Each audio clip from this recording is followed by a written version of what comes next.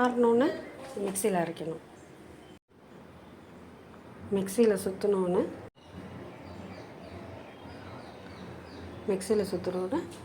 எப்படி இருக்குன்னு பாருங்கள். அந்த தேங்காய் எண்ணெயும் நெய்யும் நான் சேர்த்துருக்கேன் துருச்சட்டியில். இதை நம்ம உதுத்து கிண்டணும், உதிரியாக வரணும்.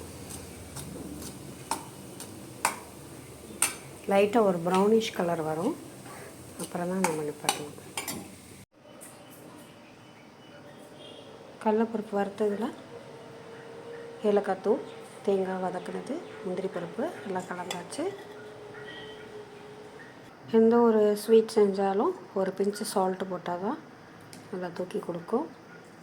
இப்போ இதில் நம்ம சுகர் இதுக்கு ஒரு அளவுக்கு 3/4 பங்கு சுகர் சேர்த்துக்கலாம். ஆஃப் சுகர் வேணுங்கிறவங்க நம்ம எவ்வளோ பருப்பு சேர்த்தோமோ அதுக்கு 1/2 பங்கு சேர்த்துக்கலாம். வீசமுடி உலக்கு இதில் நான் 3 அளவு போட்டிருக்கேன், 3 சம்படி. இப்போ இதில்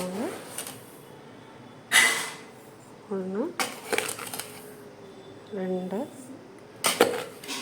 சுகர் அவங்கவுங்க தேவைக்கு சேர்த்துக்கலாம், ஆஃப் சேர்த்துக்கலாம்.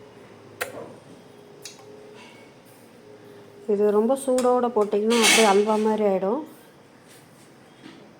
இப்போ இதை கலந்து கிண்டணும். இது கொஞ்சம் நேரம் ஆகும் அந்த சுகர்லாம் கரைய. பாருங்கள்,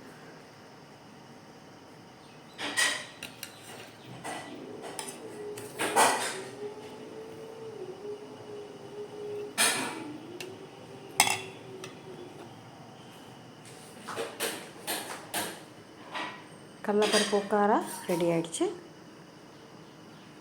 தேங்க்யூ ஃபார் வாட்சிங் மை சேனல்.